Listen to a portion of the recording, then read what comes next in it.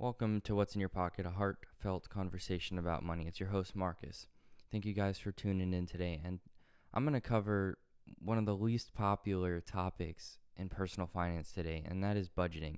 And budgeting is not fun because it requires discipline, it requires planning, it requires a lot of things that are uncomfortable and not fun to do. But I'm going to illustrate in this episode how budgeting really allows you to change your financial future and allows you to change every area of money. Budgeting is the most powerful wealth building tool. It allows you to manage the income that you're making and allow you to maximize what you're doing with it, right? Because there's people making $80,000 a year that are broke compared to a person making $40,000 a year. So income is not necessarily correlating to wealth. It can, but that doesn't mean inherently that it is. And so I hope in this episode that I'm able to illustrate that to you. In the beginning with money in general, is budgeting is telling you where you are with your money. It allows you to see where you're spending, where you're overspending, where you're underspending, where you're not saving, whether you're meeting your investment goals and all of that, because planning is the first component of budgeting, right? What are you budgeting for? Are you wanting to give more money? Are you wanting to save more money? Are you wanting to invest more money? Budgeting allows you to use your income and see where your spending is or is not aligning up with your goals. So budgeting is a plan. It's a systematic plan that you're establishing for yourself and for your money to get to where you want to go. So the foundation of wealth building is budgeting. And John C. Maxwell has a wonderful quote. He says, budgeting is telling your money where to go instead of wondering where it went.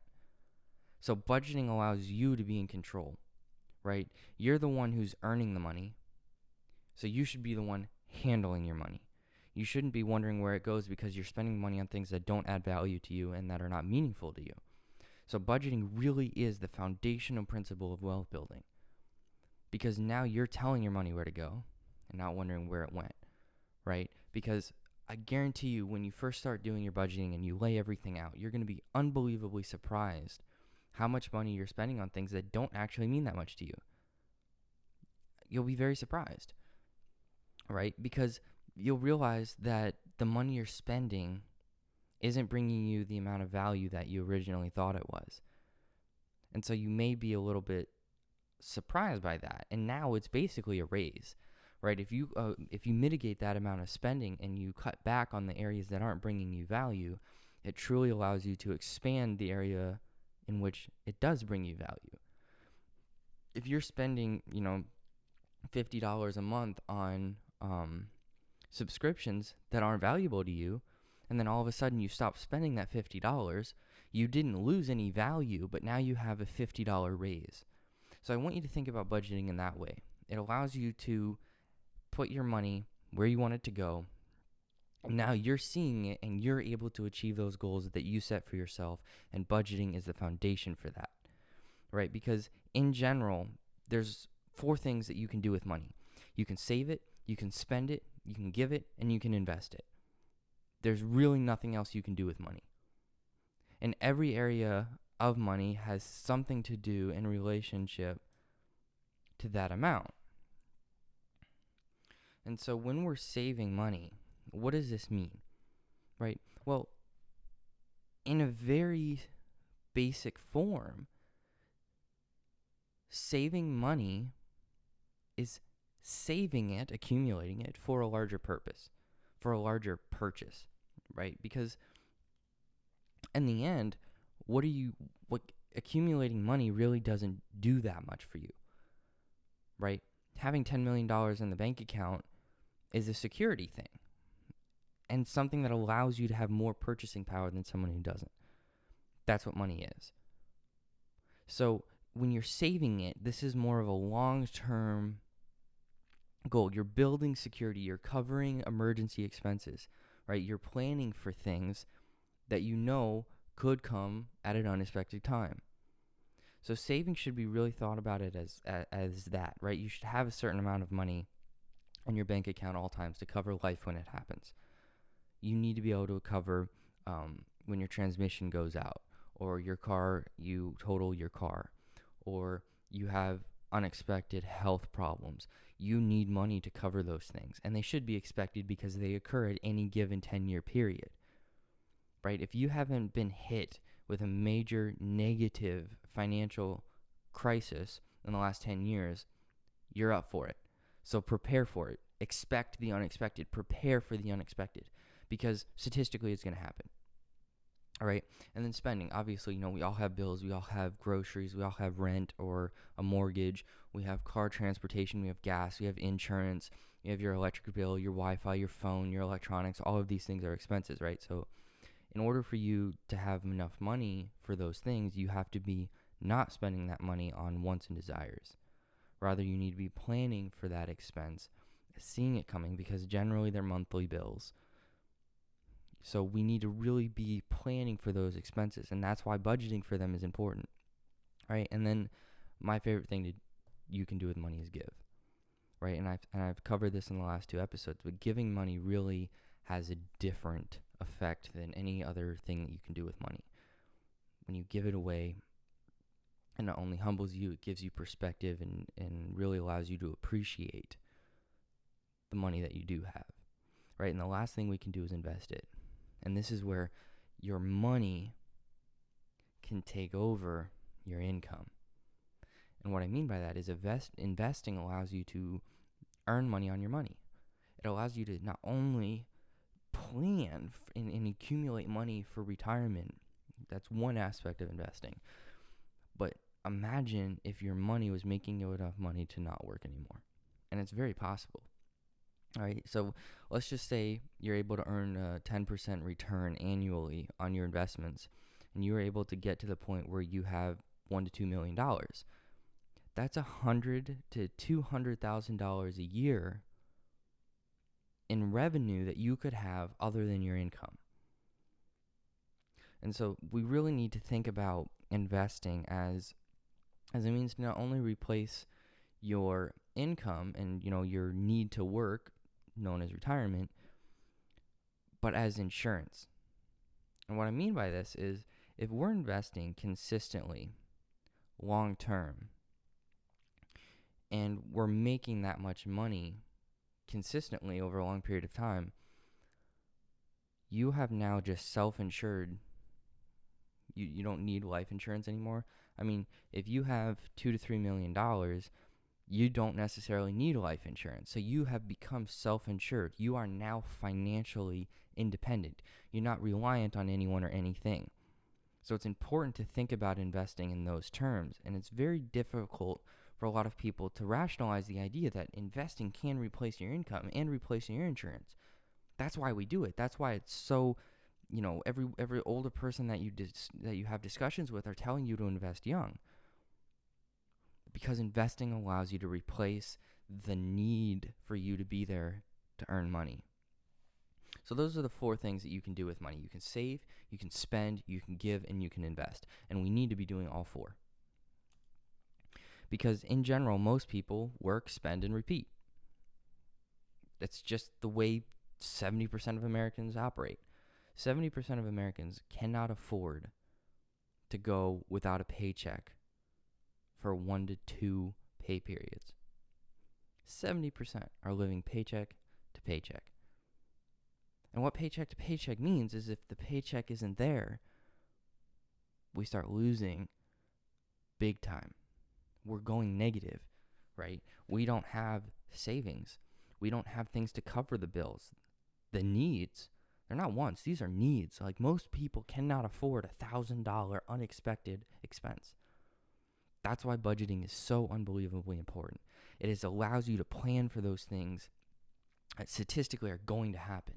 And so it's a foundational thing for us to have the mindset of, let's work, save, give, invest, and then spend on wants and desires, right? Obviously, you have to pay your needs. You have to pay your rent and your mortgage and and those things.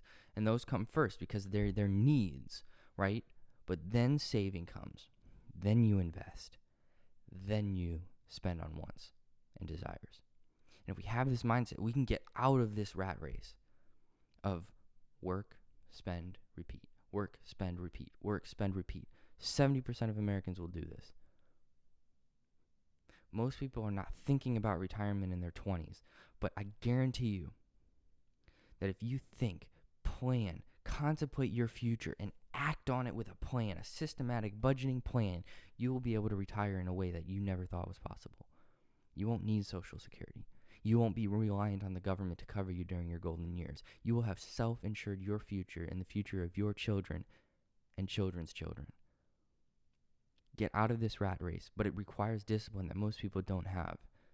It's just a process, guys. It's just a process.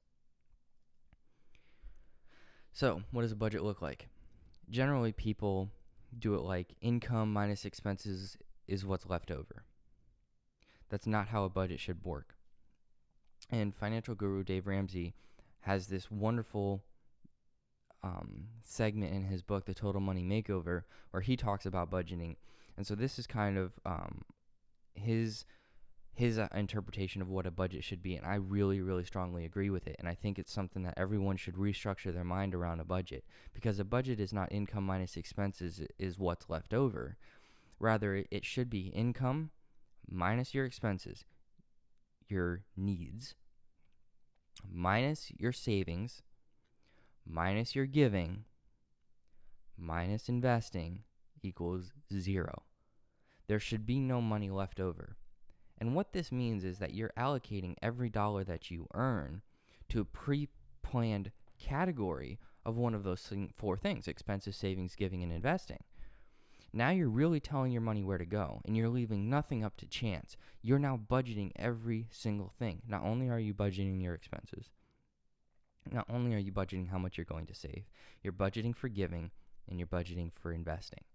And this really allows you to take complete control of your money and no longer wonder where it went, right? So all of these components, and really understanding why this structure of budgeting is so powerful and so influential in your life, or at least it should be, is unless we're having a plan, success is not going to happen. It's not an accident. It's a result of careful planning, careful thoughtfulness, and dedicated, consistent action. So this budget allows you to have that plan, gives you that structure and foundation, and now the only thing you need to do is plug in and do it, right? What's your income? How much do you spend per month on expenses, and how can we lower those? How much are we going to save? How much are you going to give? And how much are you going to invest? That number, after that, is zero. There's no income that's not accounted for. So there's nothing left over. And every budget has three important parts, right? You spend every single dollar that you earn in one of those four categories. Nothing is left over.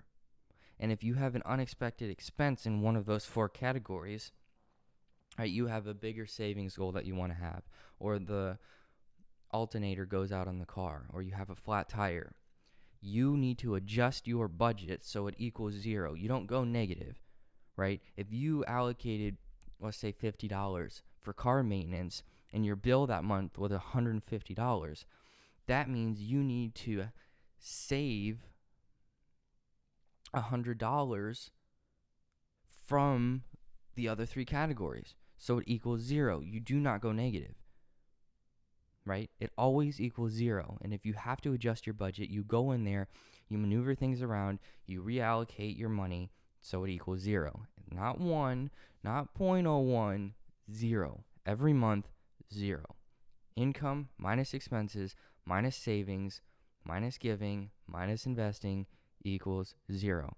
And one of the things that I would recommend doing in the beginning, and this is the third component, is understand that we're human, right? And we have a problem with doing things consistently.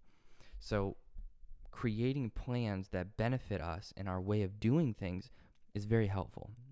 And what I mean by this is you have to plan for your shortcomings, your natural shortcomings. So my recommendation is whatever amount of money that you allocate per month to those 4 categories is take it out in cash, right? Use cash in the beginning to discipline yourself on a budget, because it's going to be a life transformation. I mean, you are going to really restructure the way you live your life. So I highly recommend that you do that and you take it out in cash, right? If you have, $1,100 in expenses, put $1,100 in cash, right? If you're going to go buy groceries and you allocate $300 for that, put $300 in cash, take that cash to the grocery store, spend it all, guilt-free, no regrets, because you planned for that expense. It's not unseen, it's not unexpected, and you can spend those $300 however you see fit, and any money that's left over, redistribute among the other remaining 3 categories. Be specific, right? Invest in the allocation of cash in the beginning. It's more work, and I know that. It's more work and more frustration in the beginning. But if you do this, it will give you a basis for habitat, for habit building that is so critical. Unless you start seeing improvement, your motivation is going to go down. So use this cash system as a way for you to develop good habits and see results, right? When you normally spend $500 to $700 on groceries and you're able to bring it down to $400 every month, you have all of that extra money to redistribute among the other 3 categories, right? And you can't spend more if you only bring that cash. So it's a really good method for you to kind of get a hold of it in the beginning. And the last thing, guys, is discipline. It's the only thing that's going to separate you from everyone else. Discipline, staying consistent on your budgets, planning for it, guys. This is what a budget is. It's planning, investing in yourself, and restricting yourself. Doing those 3 things will allow you to live a life in retirement unprecedented in your family. If you live a different life, you will get a different result. All right. The definition of insanity is doing the same thing over and over again and expecting different results. America has a problem. 70% of us cannot afford a $1,000 unexpected expense. They don't do budgeting. They don't plan. They don't systematically develop a strategy to protect themselves from life. Use the 4 quadrants that you can do with money. Allocate cash. Develop a plan. Work on it every month. And I promise you, you'll retire better than anyone else. Thank you, and I will see you guys in the next episode.